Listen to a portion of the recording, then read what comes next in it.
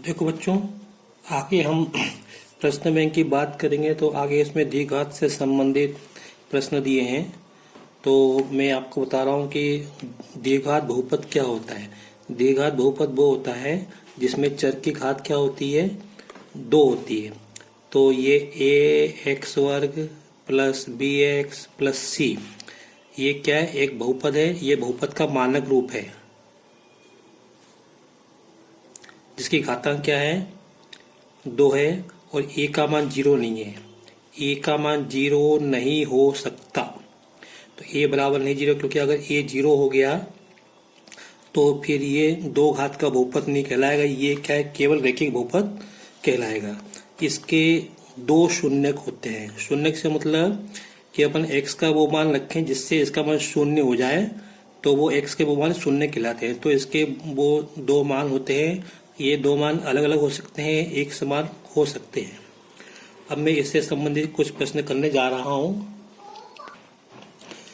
तो बहुपद से संबंधित ये प्रश्न है। पहला प्रश्न है, यदि ax वर्ग प्लस बी एक्स प्लस सी द्विघात बहुपद के शून्यक बराबर है, ये कुछ भी नहीं है ना, तो गलत प्रिंट हो गया है, के शून्यक बराबर है, तब ये उत्तर दिए हैं। पहला प्रश्न है, सी तथा ए का चिन्ह विपरीत होगा, सी तथा बी का चिन्ह विपरीत होगा, सी तथा ए एक समान चिन्ह होगा, और सी तथा बी एक समान चिन्ह के होंगे। ये ए बी सी यहाँ से आए। तो देखो, समझो, आप लोग समझने का प्रयास करो। ये 2 गुणनखंड है, तो इसको जब हम गुणा करेंगे तो हमको जो बहुपद मिलेगा वो होगा एक्स वर्ग माइनस 6x और प्लस 9। यहाँ से मिलेगा हमको एक्स वर्ग प्लस 4x प्लस 4। यहाँ से जब हम इसके शून्यक निकालेंगे, इसके शून्यक मिलेंगे आपको 3 और 3, इसके शून्यक मिलेंगे आपको -2 और -2। तो देखो, जब शून्यक समान है ना, तब यहाँ पे ये a और c, ये प्लस का है और ये प्लस का है। जब शून्यक समान है तो ये प्लस का है, ये प्लस का, तो a और c के चिन्ह समान होते हैं। तो इसके अंदर क्या आएगा, यहाँ पे जब इसके ये शून्यक बराबर होंगे तब क्या होगा, a और c तथा a का चिन्ह समान होगा, तो इसमें पहले का c वाला सही होगा। अब देखो, ये बहुपद दिया है, बहुपद अपने को गुणनखंड के रूप में दिया है। तो जब हम ये एक गुणनखंड, इसकी घातांक कितनी है, इसकी घातांक कितनी है 1, इसकी घातांक कितनी 2। तो जब हम गुणा करेंगे तो इसकी घातांक जो एक हमको नया बहुपद मिलेगा, तो उसकी घातांक कितनी होगी, सॉरी, ये जो दूसरा बहुपद दिया इसकी घातांक 4 दी है ना, ये 2 नहीं है 4 है, तो इसकी घातांक 1 है। जब हम इसका गुणा इसमें करेंगे तो हमको घातांक कितनी मिलेगी, नया जो बहुपद मिलेगा उसकी घातांक कितनी होगी, 5 होगी। तो इसलिए यहाँ पे ये होगा, यहाँ पे इसका ये वाला सही होगा, डी सही होगा। ठीक है।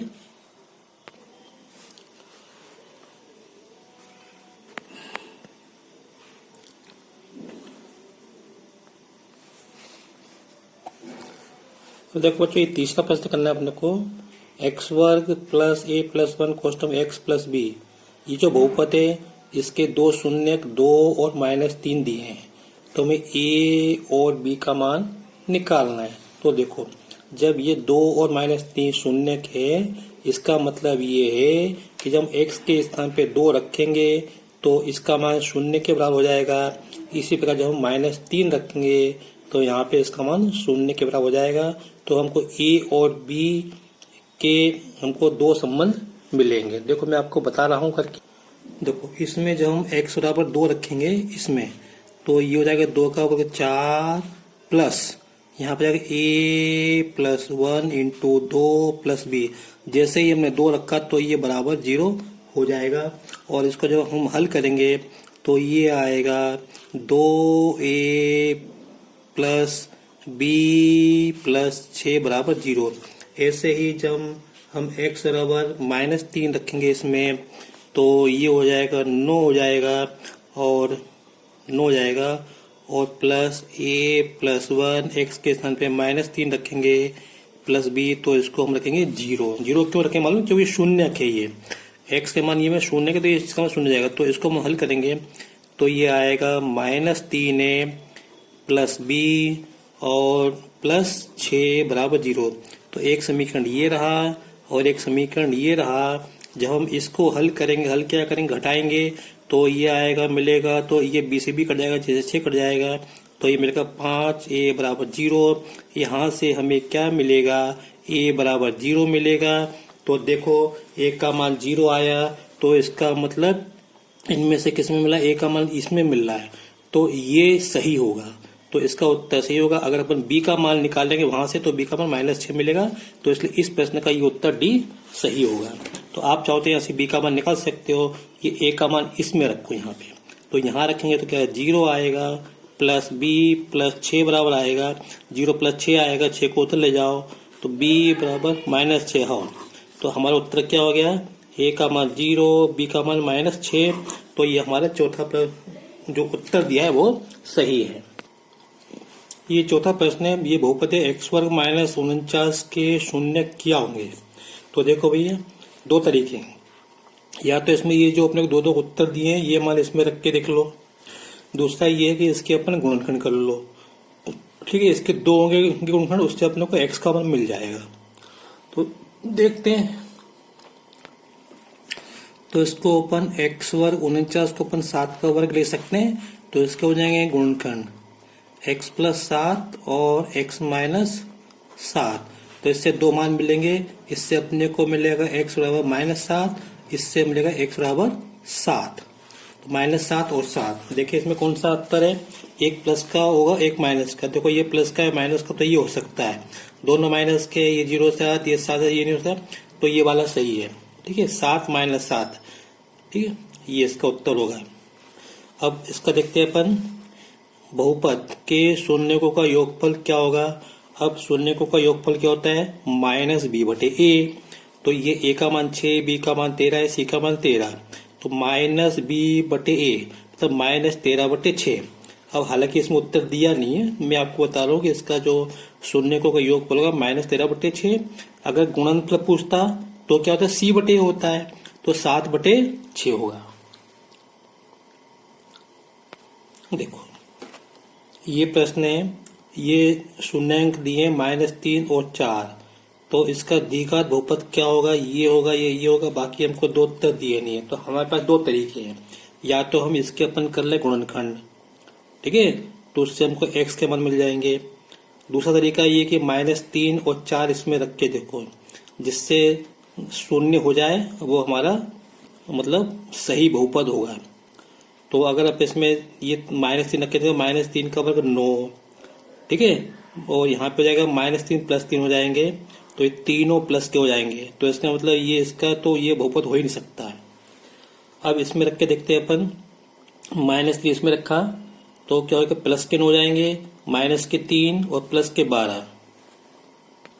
देखो बच्चों ये दोनों ही नहीं हो रहे हैं, है ना, तो बाकी दो उत्तर और हो सकते हैं, मैं आपको हल करके बता रहा हूँ इसका क्या हो सकता है।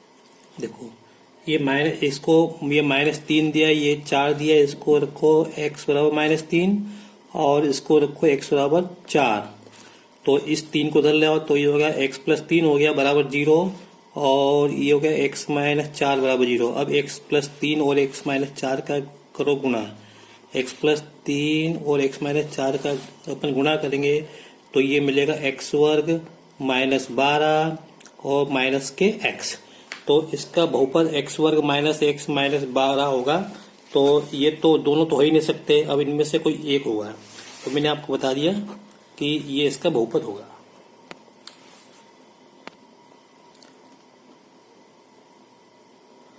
अब देखो ये जो प्रश्न आपके सामने दिख रहा है, x वर्ग x पे घात 3 प्लस 4x वर्ग माइनस px प्लस 8 को x - 2 से भाग दिया जाए तो पूरा पूरा भाग चला जाता है।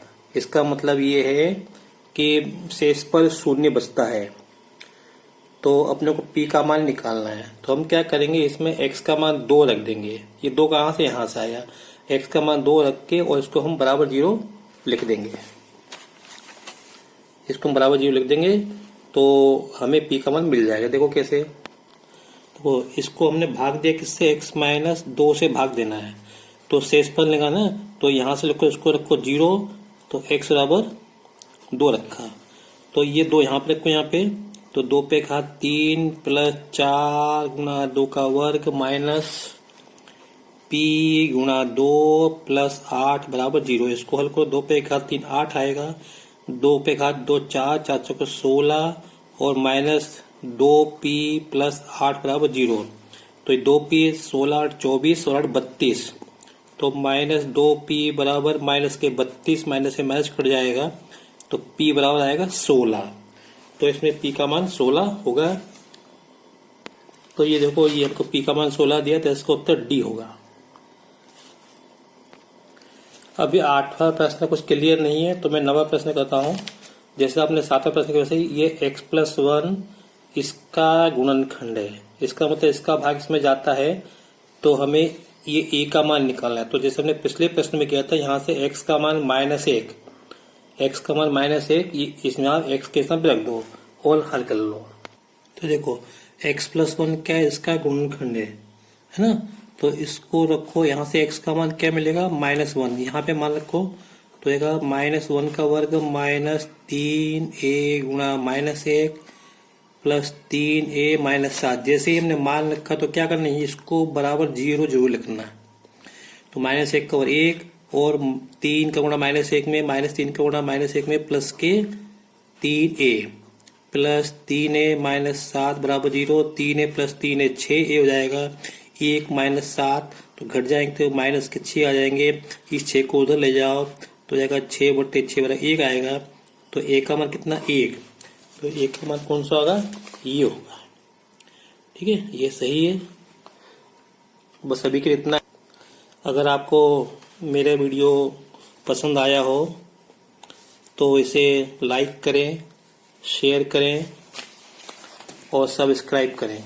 एक बात और बच्चों मैं कहना चाहता हूँ, मैं यहाँ पे जो भी वीडियो बना रहा हूँ इसको आप अपनी कॉपी में जरूर नोट करते जाएं, क्योंकि सबसे अच्छा साथी जो है, जो आपने कॉपी बनाई है वही आपके काम आएगा, और जो काम अपने हाथ से किया होगा वो आपको जल्दी याद होगा, जल्दी समझ में आएगा।